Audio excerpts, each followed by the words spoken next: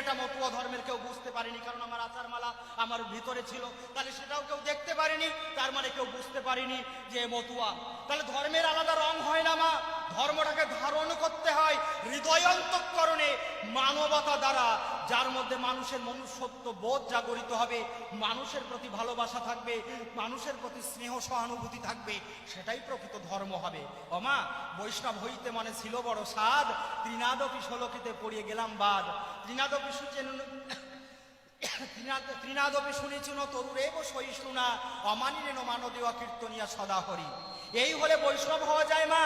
আর মতুয়া হতে গেলে হরি ধ্যান হরি জ্ঞান হরি নাম সার, প্রেমেতে মাতোয়ারা মতুয়া নাম যার। হরি ধ্যান হরি জ্ঞান হরি নাম সার, প্রেমেতে মাতোয়ারা মতুয়া নাম যার।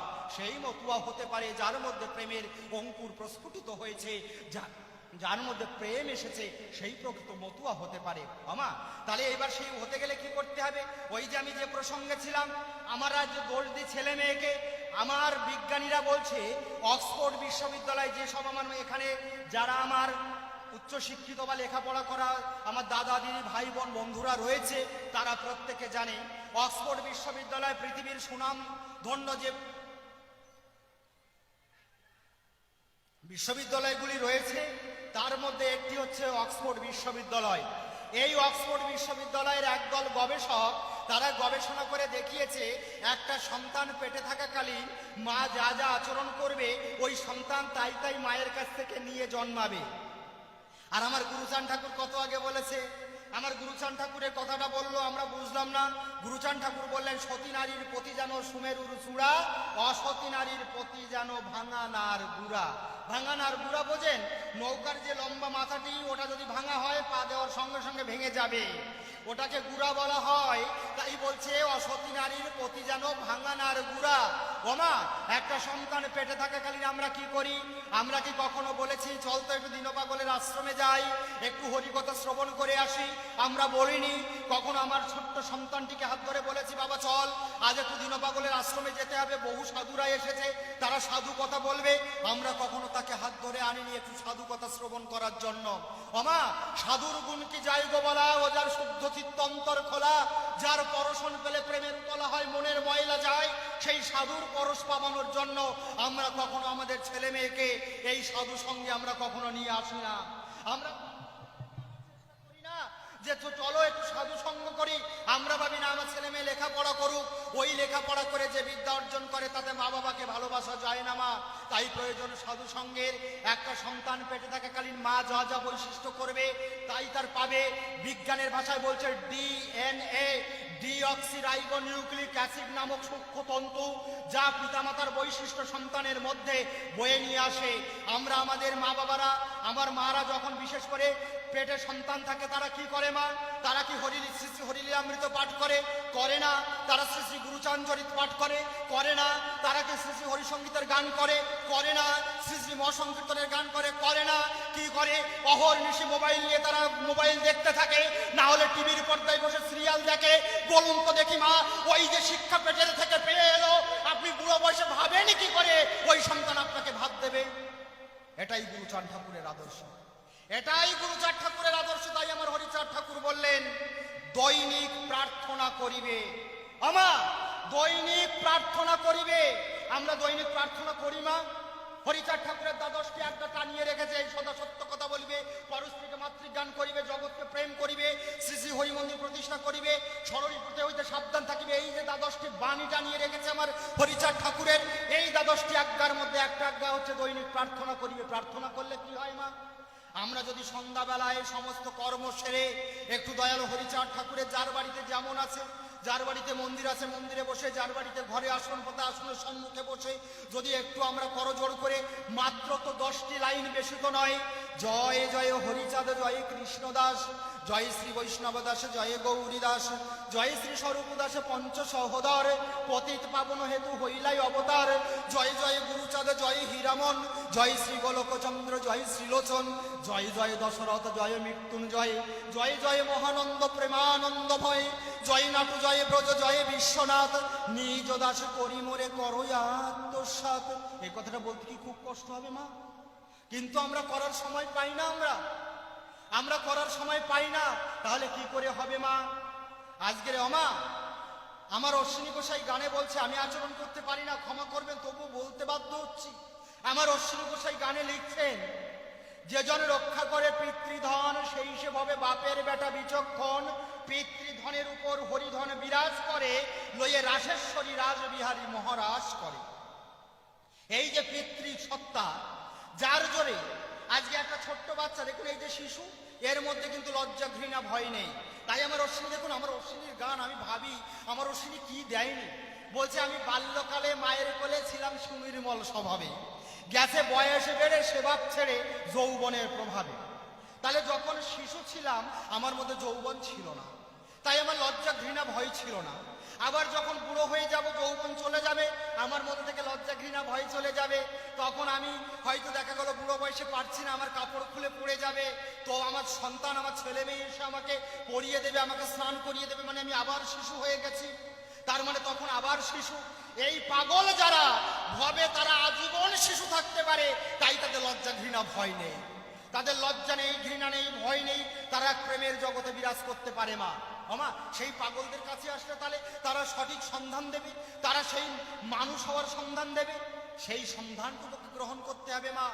এই যে পিতৃসত্তা পিতৃধন কি দিয়ে তৈরি হয় মা? আমরা যা খাবার খাই সেই খাবার থেকে তৈরি হয় পিতৃধন, যাকে বলা হয় বীর্য। এটা আমরা আজকের দীনপাগলের আশ্রম থেকে যে প্রসাদ গ্রহণ করব, এক চন্দ্রমাস 27.5 দিন পরে 1 ফোঁটা বীর্য তৈরি হবে। আজকে যা খাবো, রাত হতে হতে অক্সিজেন দ্বারা জারিত হয়ে পাচক রসে পরিণত হবে। ওই পাচক রস আবার অক্সিজেন দ্বারা জারিত হয়ে আমার রক্তে পরিণত হবে। এই রক্ত আরো গাঢ় হয়ে মজ্জায় পরিণত হবে। এই মজ্জা আরো জারিত হয়ে 1 ফোঁটা বীর্য তৈরি হবে। মানে 1 থালা ভাত খেলেন, ওই 1 থালা ভাত থেকে 1 ফোঁটা বীর্য তৈরি হবে। তাই আমার অশ্বিনী গোসাই, আমার তারক গোসাই, আমার বদনলোচন মহানন্দ যারা ছিলেন, তারা প্রত্যেকে বলেছে অন্নই হচ্ছে ব্রহ্ম, অন্নকে ব্রহ্ম জ্ঞান করো। তুমি যে ব্রহ্ম, আমার গুরুচাঁদ ঠাকুর কি বলেছেন? আমার গুরুচাঁদ ঠাকুরের পুত্র শশীভূষণ ঠাকুর, তিনি ব্রহ্ম ধর্মে দীক্ষা নিতে চাইলেন। আমার গুরুচাঁদ ঠাকুর বললেন, শশী তুমি কলকাতায় পড়াশুনো করে তুমি ব্রহ্ম ধর্মে দীক্ষা নিতে চাইছো, খালি চোখে যে ব্রহ্মকে দেখিবারে চাও, সে ব্রহ্ম পারে না কিছু, মোর কথা লও। ব্রহ্ম নহে দূরে কথা, ব্রহ্ম নিজ দেহে, বীর্য রূপে রহিয়াছে সর্বজীব গেহে। এই বীর্য রূপে ব্রহ্মই তোমার দেহের মধ্যে রয়েছে। সেই ব্রহ্মকে তুমি জাগাতে পারো যদি তুমি একবার জাগিয়ে নিতে পারো। তোমার হাতের মুঠোয় ত্রিজগৎকে তুমি ধরতে পারো যদি সেই ব্রহ্মকে তুমি জাগাতে পারো। এটা আমার গুরুচাঁদ ঠাকুরের আদর্শ মা। তাই আমার গুরুচাঁদ ঠাকুরের সেই আদর্শকে গ্রহণ করে আমরা যে খাবার গ্রহণ করব, দেখবেন সাধুদের সম্মুখে যখন প্রসাদ দেওয়া হয়, তারা কি করে? তারা সমস্ত প্রসাদ পাবার পর মেখে তারা কি করে? ঠাকুরের বন্দনা করে জয় জয় শান্তি হরি সত্যভাম গুরুচাঁদ তারকচাঁদ প্রেমানন্দে হরি হরি বলো বলে তারা নিবেদন করে গ্রহণ করে। কারণ কি? সেটা প্রসাদ হলো। আর আমরা যা গ্রহণ করি, আজকে আমার মায়েরা, আমি আমার নিজের মাকে দেখে, আমার মা প্রত্যেক দিন যখন ভাত তুলে দেয়, চাল ঠাল ধুয়ে এনে উনুন লেপে পুছে যখন উঠিয়ে দেয়, তখন আমার মা শান্তি মাতামা সত্যভামাকে স্মরণ করে, বাবা হরি গুরুচাঁদকে স্মরণ করে। আমার মা উচ্চস্বরে তাদেরকে স্মরণ করে বলে, মা তোমার প্রসাদ তুমি জুগিও, এদের যেন কোনোদিন ভাত কাপড়ের কষ্ট না হয় বলে আমার মা প্রত্যেক দিন যে কবার ভাত রান্না করে ভাত তুলে দেয়, মামা সেই ভাত আমরা গ্রহণ করি। আজকে আমার নিজস্ব স্বীকৃতি বলে কিছু নেই। আমার অশ্বিনী গোসাইয়ের কথাই বলতে হয়, পিতামাতার পুণ্যের জোরে গিয়েছিলাম প্রেম বাজারে, তাদের অশেষ পুণ্য অশেষ কর্মগুণ ভালো ছিল, তার জন্য দুটো কথা বলতে পারি, তার জন্য সাধু সঙ্গ করতে পারি। আমার ব্যক্তিগত কোনো আমার কৃতিত্ব বা ব্যক্তিগত কোনো পুণ্য সঞ্চয় আমার নেই। তথাপিও মা একটা কথা আমার সাধু গোসাই পাগলরা বলে থাকে, শিশুকালে হরি ভজে হরি পাবার আসে, যৌবনকালে হরি ভজে হরি আসে কি না আসে, বৃদ্ধকালে হরি ভজে জমেরও তরাসে। মা তাই শিশু বয়স থেকে হরিকে ভজাতে গেলে কি করতে হবে মা? তাই যে ভাতটি আপনি তুলে দিচ্ছেন, প্রত্যেকদিন আমার শান্তি হরিকে স্মরণ করে তুলে দিন। ওমা সেই প্রসাদ যখন আপনি আপনার সন্তান, স্বামী, শ্বশুর শাশুড়িকে ধরে দেবেন, তখন ঠাকুরকে স্মরণ করে ধরে দিয়ে ঠাকুরকে স্মরণ করুন, দেখবেন ওই যে স্মরণের ফলে যে প্রসাদ হলো সেই প্রসাদ গ্রহণ করে আপনার সন্তান সন্ততি মানুষ হবে। আর যদি আপনি তার সেবা দিলেন, দিয়ে কি করলেন, আমার মায়েরা কি করে আজকালকার দিনে ভাত তুলে দেবে, কিচেনের সামনে রয়েছে, রান্নাঘরের সামনে রয়েছে টিভি লাগানো, সিরিয়াল দেখছে, গান শুনছে, যে সমস্ত অশালীন গানগুলো রয়েছে শুনছে, শুনতে শুনতে কি করছে, তারা ভাত রান্না করছে, তারা ঠাকুরকে, আমার মা বাবাকে, আবার শান্তি হরিকে স্মরণ করছে না, তারা রান্না করছে। তাহলে কি গান শুনছে মা? সাধু আসরে বলতে তারা শুনে দিল মে আজানা আজানা আজানা। তাহলে গানটা কি হলো? আজানা। তাহলে রসটা কিসের হলো? আজানার রস। আজানার রস দিয়ে ভাত সেদ্ধ হলো, সেই ভাত রান্না হলো, স্বামী অফিস থেকে কাজ থেকে ফিরে এলো, ভাতের থালা ধরে দিলাম, টিভি সিরিয়াল চালিয়ে দিলাম, সম্মুখে ভাতের থালা ধরে দিলাম, ওই যে জিনিসগুলোকে টিভিতে দেখাচ্ছে, একটা ছেলের বহু সঙ্গম, বহু নারীর সঙ্গে তার মেলামেশা, একটা নারীর বহু পুরুষে আসক্তি, এইগুলো দেখাচ্ছে, সেইগুলো আমরা ঢোকে ঢোকে গিলছি। আর শ্রী শ্রী হরি লীলামৃতে কি বললো? হাতে করো গৃহকর্ম, মুখে বলো হরি হরি। হাতে তুমি গৃহকর্ম করো, মুখে হরি নাম করো। আজকে তুমি যে ভাত গ্রহণ করবে, অন্ন গ্রহণ করবে, তাও হরি নামের সহিত গ্রহণ করো। বদন গোস্বামীর উপাখ্যান আপনারা পড়েছেন, বদন শ্বাস প্রশ্বাস ত্যাগে, প্রশ্বাসে নিঃশ্বাসে শত শত হরি নাম করতেন। যদি তাকে ভাত খেতে বলা হতো, বলতো দেও হরি। যদি বলতো ভাত খাও, খাও হরি, চলো হরি, কলো হরি, দেও হরি, নাও হরি। হরি ভিন্ন বদন, বদনে বলে নাই অন্য বল। এই হচ্ছে সাধুদের লক্ষণ মা। তাই হরি নাম করে আজকের আমরা, আমার স্বামী, আমার সন্তান সন্ততি প্রত্যেকে ভাত ধরে দেব। আমার একটা উপাখ্যান আপনাদের বলে আমি, হয়তো সময় হয়ে যাচ্ছে, আমি সমাপ্ত করব। আজকে দেখুন, রূপচাঁদ গোস্বামীর নাম আপনারা শুনেছেন, রমণীকর্তা, যার নাম ছিল হুকুরাই যার ধাম। এই রমণীকর্তাকে বলা হতো রূপে ডাকাত, রূপে ডাকাত বলা হতো। এই রূপে ডাকাত যেদিন ডাকাতি করতে যাবে, আমার রসরাজ এসেছে, সেদিন চালনার আসরে গান গাইবার জন্য কবি গান করতে এসেছে। তো তখন ফুলমালা, সতী নারীর গুণ এই পতির প্রাণে জাগাইবে ধর্মের পিপাসা। সতী নারীর গুণ এই পতির প্রাণে জাগাইবে ধর্মের পিপাসা।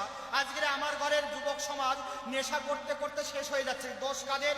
আমি এই দোষ দেব মা বাবার, এই দোষ দেব বিবাহিত হলে তার স্ত্রীর। কেন এই দোষ দেব তাদের? কারণ একটা সতী নারী পারে, একজন মা, এই মাকে, নারী জাতিকে মা বলা হয়েছে কারণ তারা পারে জগৎকে পথে ফিরিয়ে আনতে। তাই একজন স্বামীকে কেন পারবে না? আজকে তারই আমি একটা প্রকৃষ্ট উদাহরণ দিচ্ছি।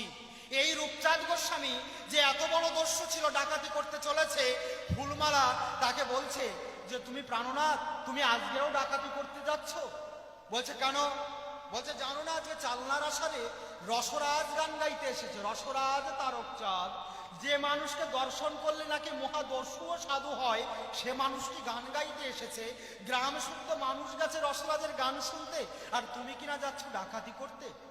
রূপচাঁদ বলেছে, মানে রূপে ডাকাত বলে, আমারও সব ধর্মে কর্মে মন লাগে না, আমি ওখানে যাব না। তখন আমরা হলে কি বলতাম? মামা আপনারা হলে কি বলতেন? আপনারা হলে কি বলতেন? তোমার যা ইচ্ছা তাই করোগে, মরবা মরোগে। আমরা তাই বলতাম, তাই তো বলতাম নাকি? ফুলমালা মাতা বলে, ওমা আমরা কি বলি? শোনো, তুমি দীনপাগলের বাড়ি সম্মেলনে যাও, মহোৎসবে যাও, যেখানে যাও যাও, কালকে কিন্তু আমার একটা নতুন শাড়ি কিনে দিতে হবে। কালকেরেও আমার বাপের বাড়ির অমুকের বিয়ে আছে, সেখানে কিন্তু একটা প্রেজেন্টেশন দিতে হবে, গিফট দিতে হবে। মনে থাকে জানো?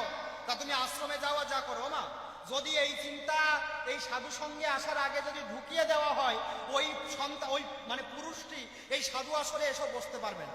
যে যদি আমি এখানে তো বসে আছি, যদি কালকের মধ্যে আমি এতগুলো টাকা জোগাড় না করতে পারি, তাহলে সংসারে অশান্তি বাঁধবে, বলবে কিনা, মনে ভাববে কিনা? তাহলে সে সাধু আসরেও সব ঠান্ডায় বসতে পারবে না। তাহলে সতী নারীর গুণ কি হবে? সতী নারীর গুণ দেখুন মা, এটা হবে, সে কি বলবে? প্রাণনাথ কোথায়, বা স্বামী, বা তুমি শুনেছো কোথায় যাচ্ছ? কেন জানো না আজ দীনপাগলের আশ্রমে অনুষ্ঠানে যাচ্ছি, ঘরে আপনার চাল নেই। আপনি স্বামীকে বললেন, জানো তো ছেলে মেয়েকে ভাত রান্না করে দেবো, চাল নেই কিন্তু, বা কালকের ছেলে মেয়ের পড়াশোনার ফিসটি দিতে হবে, প্রাইভেট টিউশনের খরচটি দিতে হবে, পয়সা নেই কিন্তু। স্বামী তখন মিডিয়মান হবে, ভাববে কি করা যায়। আপনি কি করবেন? শোনো না, তুমি সাধু সঙ্গে যেতে চাইছো, তুমি যাও, তুমি নির্বিঘ্নে গিয়ে তুমি হরিনাম শ্রবণ করে এসো। কালকের কি হবে আমি দেখবো, চেষ্টা করব, তুমি আমি মিলে ব্যবস্থা করব। তুমি অনেক ভাবতে হবে না, তুমি যাও, আগে সাধু আশ্রমে যাও, সাধু সঙ্গ করে এসো। ওমা, ওই স্বামী এখানে এসে সাধু সঙ্গ করে ছুটে যাবে যে আমার আমার প্রিয়া বাড়িতে রয়েছে, আপনাকে তখন প্রিয়ার চোখে দেখবে, অর্ধাঙ্গিনীর চোখে দেখবে যে আমার নারী আমার জন্য এতটা ভেবেছে, আমাকে সাধু সঙ্গে পাঠিয়ে দিয়ে সে কোথার থেকে জানি না ধার করে এক মুঠো চাল এনে তার সন্তানকে খাওয়ার ব্যবস্থা করেছে। আমার কালকে উঠেই কাজে গিয়ে যেভাবে ও অর্থ এনে তার হাতে তুলে দিতে হবে, সে স্বামী কোনোদিন খারাপ পথে যাবে না। এটাই গুরুচাঁদের আদর্শ। তাই আমার ফুলমালা কি করেছে? আমার ফুলমালা বলেছে, প্রাণনাথ তুমি তো জানি তুমি ডাকাতি করতেই যাবে, তা আমি তোমাকে একবার তোমার চরণে মিনতি করছি, তুমি দাও, ডাকাতি করতেই যাও, তবে যাবার সময় একটি বার তুমি রসরাজকে দর্শন করে যেও। বলে ও বেরিয়ে পড়লো।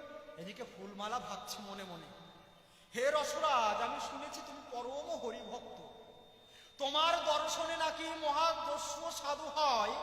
আজ আমি তোমার চরণে মিনতি জানাই রসরাজ, তুমি তাকে একটু তোমার করে তোমার কাছে টেনে তুমি যেন তাকে মানুষ করে দিও।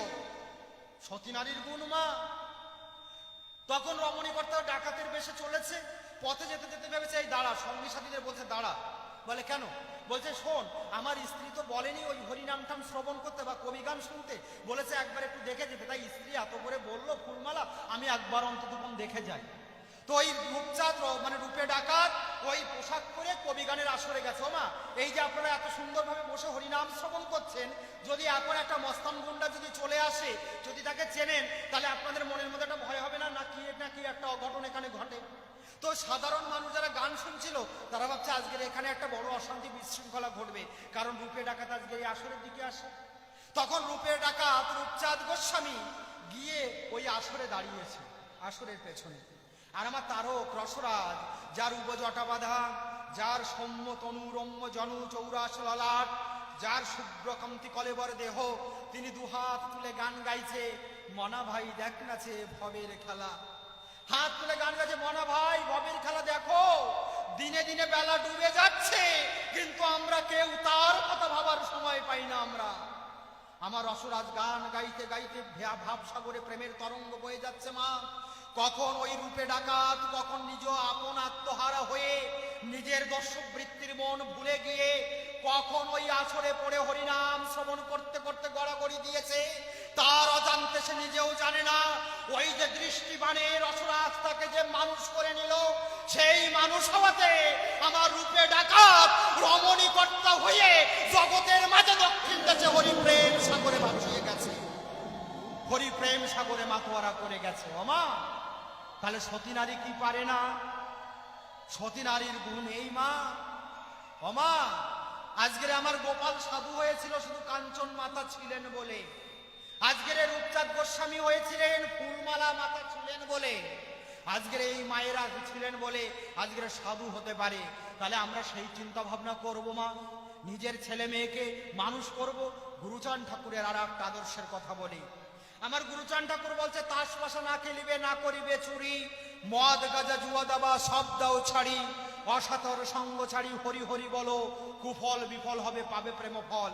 আমার গুরুচাঁদ ঠাকুর বললেন, তাস পাশা না খেলিবে, না করিবে চুরি, মদ গাজা জুয়া দাবা সব দাও ছাড়ি, অসতের সঙ্গ ছাড়ি হরি হরি বলো, কুফল বিফল হবে পাবে প্রেম ফল।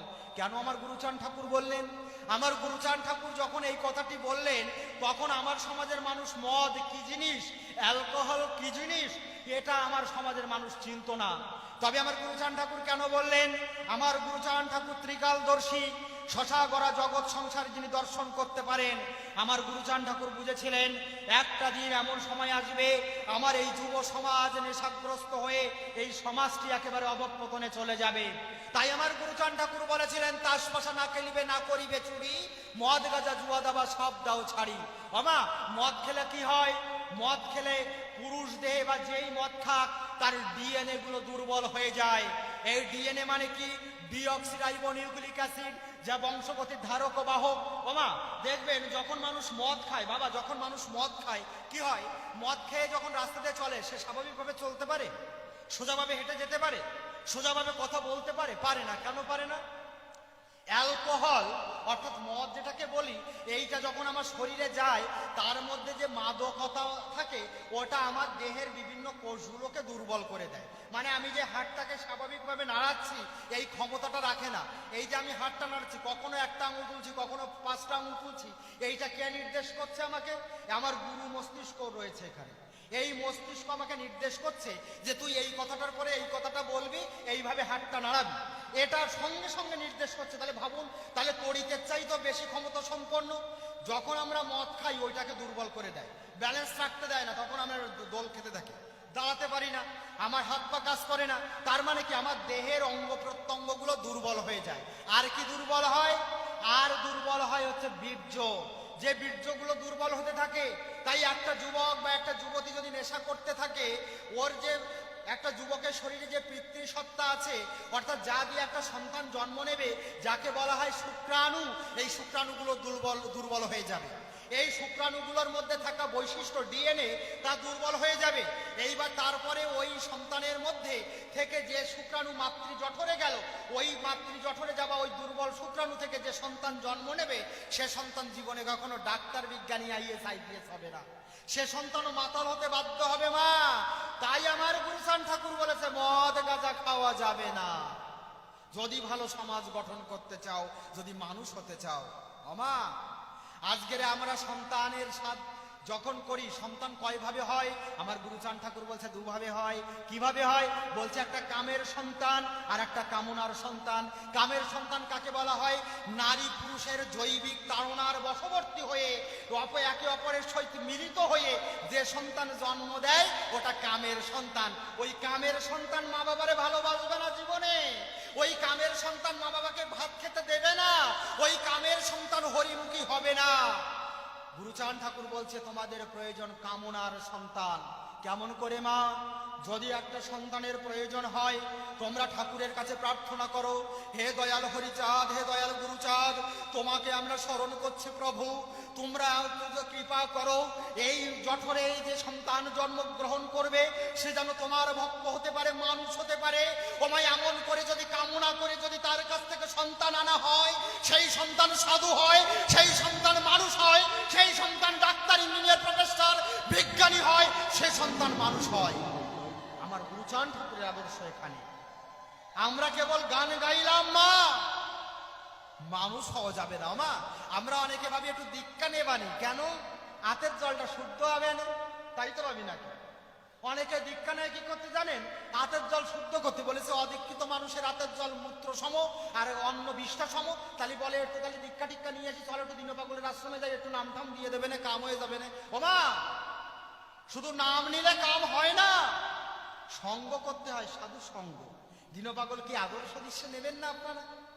সে কি আদর্শ শেখালো, সেটা গ্রহণ করতে হবে, ওই আদর্শ নিতে হবে। মাগো, যদি দীক্ষা নিলে মানুষ মানুষ হয়ে যেত, হং জং রং লং বং ওং ক্লিং লিং ইত্যাদি বীজ মন্ত্র কানে দিলে যদি মানুষ সাধু হয়ে যেত, তাহলে পৃথিবীতে যতগুলো চোর ডাকাত শাসন বদমাইশ আছে ধরে ধরে এনে দীক্ষা দিয়ে দাও, মানুষ হবে না মা। যতক্ষণ নিজে মানুষ না হবে, নিজের মধ্যে বোধ না ঘটবে, যতক্ষণ মানুষের মধ্যে বোধের উত্তরণ না হবে, কখনো হরিনাম করেও তার ফলপ্রাপ্তি হবে না।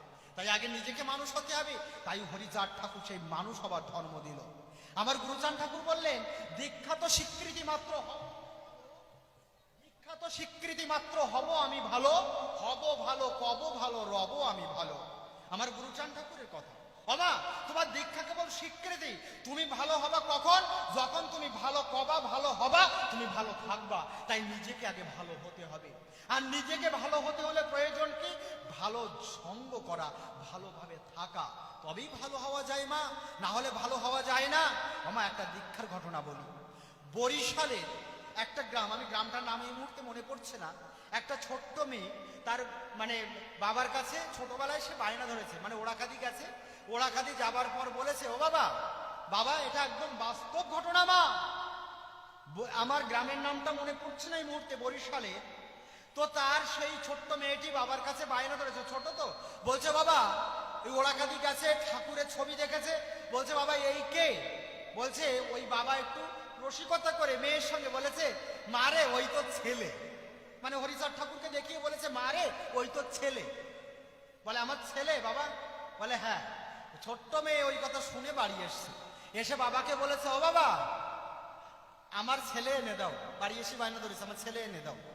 বলে ওই ছেলে আনা যায় না। বলে না, আমার ছেলে এনে দাও। বাবার কাছে এইরকম বায়না ধরা ধরেছে, মেয়েটাও খুব আদরের বড় লোকের মেয়ে, এমন বায়না ধরা ধরেছে, বাবা আমার ছেলে এনে দিতেই হবে তোমার।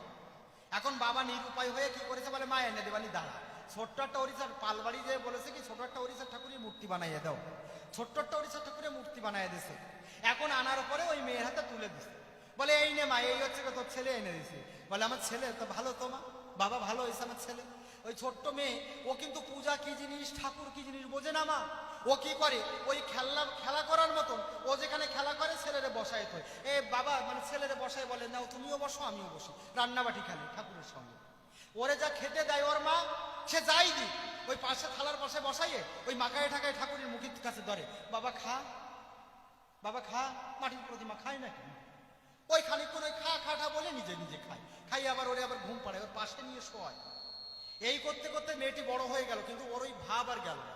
মানে বড় হয়েছে, যুবতী হয়েছে, তবু ওই বাচ্চা ওই মানে ছোট হরিচাঁদ ঠাকুরের ওই প্রতিমাকেই তার সন্তান মনে করে। এখন বড় হবার পরে বাবা বিয়ে ঠিক করেছে। বিয়ে ঠিক করলে এখন বিয়ে হয়ে গেছে। বিয়ে হয়ে গেলে এখন বিয়ে টির পরে নিয়ে স্বামীর বাড়ি চলে গেছে। এবার স্বামীর বাড়ি গিয়ে নতুন বউ গিয়ে ঠান্ডা থাকতে পারছে না, মানে ছেলেদের রেখে এসে বাড়ি ঠান্ডা থাকতে পারছে না, আবার কাউকে বলতেও পারছে না। এখন ওই বাড়িতে গিয়ে ও শুধু উচাটন, কিন্তু সবাই ভাবে কি ব্যাপার, মেয়েরে মানে নতুন বউ ঘরে আনলাম, বউটা এরকম উচাটন কেন।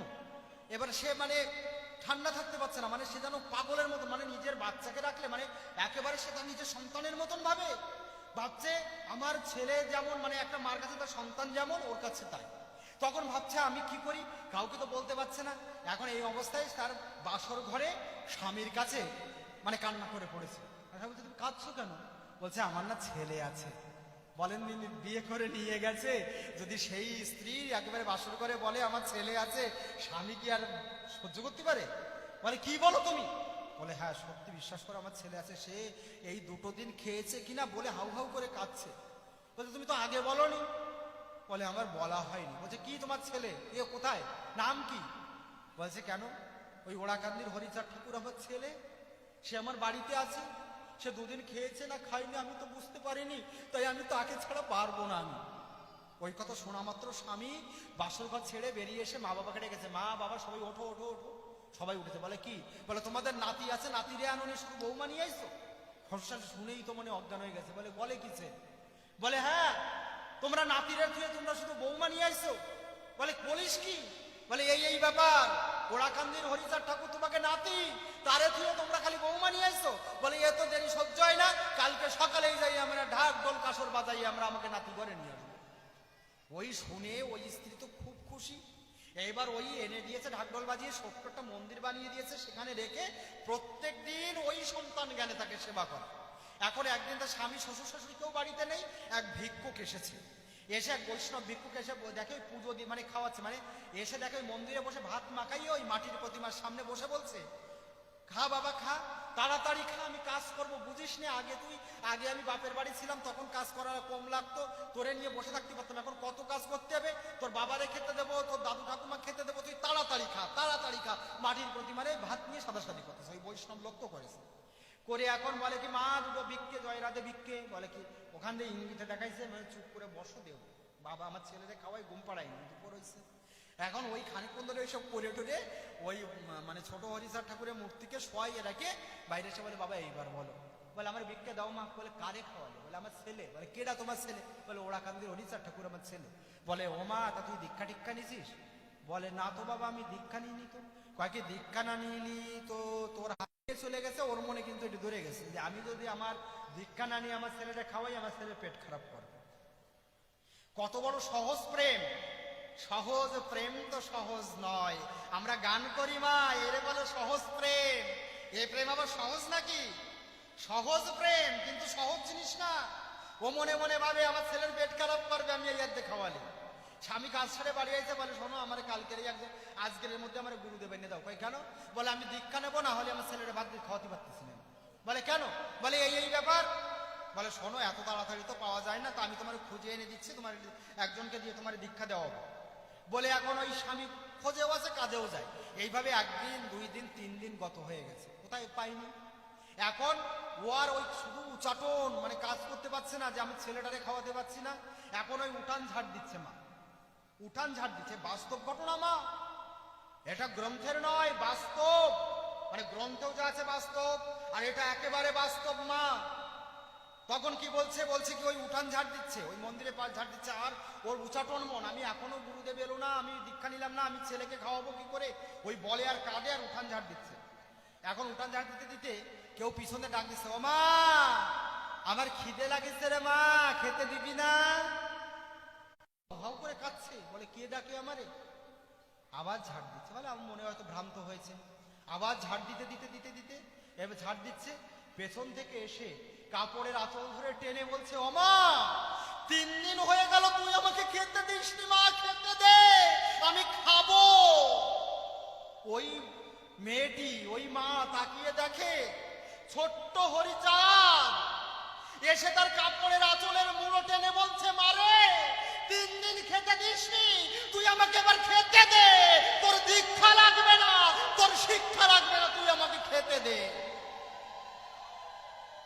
আমা নিহেতু প্রেম, এটা হলো নিহেতু প্রেম মা, যে প্রেমে খাদ নেই, যে প্রেমে উঁচু নিচু জ্ঞান নেই, এই প্রেমে ঠাকুরকে পাওয়া যায় না। এটাই মতুয়ার প্রেম মা, এটাই মতুয়ার বাজার। মতুয়ার অকামনা প্রেম মা, তারা ঠাকুরকে ভালোবাসে, ভালোবাসার জন্য। আমি এই 2 বছর হচ্ছে সিধা মোড়াকাদি দর্শন করার সৌভাগ্য আমার হয়েছিল। আমি সিধা মোড়াকাদিতে গেছিলাম, আমি আমার বহু জন্মের পুণ্যের ফলে আমি সিধা মোড়াকাদিতে গেছিলাম। যাবার পর আমি ওখানে আমার ছোট মাসি, আমি জীবনে কখনো যাইনি, চিনিও না, তো গেছি সেভাবে খোঁজ খবর নিয়ে। আমার ছোট মাসিমা ওদেশে থাকে, আমি সেখানে গেছি খোঁজ খবর নিয়ে। যাবার পর আমার মেসমশাই, আমার মাসিমারাও হরিভক্ত, বাড়িতে মন্দির আছে, মেসমশাই সঙ্গে বসে কথা হচ্ছে। মেসমশাই এবার বলতে বলতে হঠাৎ করে হাউ হাউ করে কাঁদছে। আজ মেসমশাই কাঁদছেন কেন? বলে বাবা এ কথা বলতে গেলে আমি না কান্না করে পারি না। আমি বলছি মেসমশাই তা কান্না থামান, বলে নেন। তা বলছে বাবা এ কথা বলা যায়, বলতে গেলে আমার কান্নায় বুক ভেঙে আসে। আমি বলছি কেন মেসমশাই, কি হয়েছে? বলে ওই যে বলরাম গোসাইয়ের বাড়ি, এই বলরাম গোসাই সদা সর্বক্ষণ হরিনাম করতো। ওমা দেখবেন যদি কেউ হরিনাম করে, তাহলে পাষণ্য মানুষ যারা থাকে তারা ব্যঙ্গ বিদ্রুপ করে, করে কিনা? এটা ব্যঙ্গ বিদ্রুপ করবেই তারা, এটা তাদের হাতে ঠেকানো যাবে না। এটা আমিও তার সম্মুখীন হয়েছি। আমি যখন কলেজে পড়তাম, আমি যখন অনার্স আমি MA করছি, তো আমার এক অধ্যাপিকা, তিনি ব্রাহ্মণের সন্তান, আমি আপনারা নাম বললে চিনে যাবেন, আমাদের প্রাক্তন যিনি মানে উচ্চ মাধ্যমিক বোর্ডের সভাপতি ছিলেন, তার স্ত্রী। তো তিনি আমাদের অধ্যাপিকা, তো ভট্টাচার্য, বুঝতেই পারছেন ভট্টাচার্য, তার মানে সে ব্রাহ্মণ। এখন তিনি ক্লাস নিতে নিতে তিনি কোনো এক প্রসঙ্গে বলছেন যে এ কি ধর্ম করে এরা বুঝি না, এই কাদাগুলো জলের মধ্যে ডুবাই, এ করে তা করে, হ্যাঁ এগুলো ধর্ম হলো? নাচানাচি করে। আমি ফার্স্ট বেঞ্চের কোনায় বসা, আপনি কার সামনে কি বলছেন? বড় মতুয়া বসে রয়েছে রতন। ম্যাডাম ওই কথাটা চেপে গেলেন, আর বললেন না। ক্লাস শেষ হলো, আমি গিয়ে প্রিন্সিপালকে জানালাম যে দেখুন স্যার,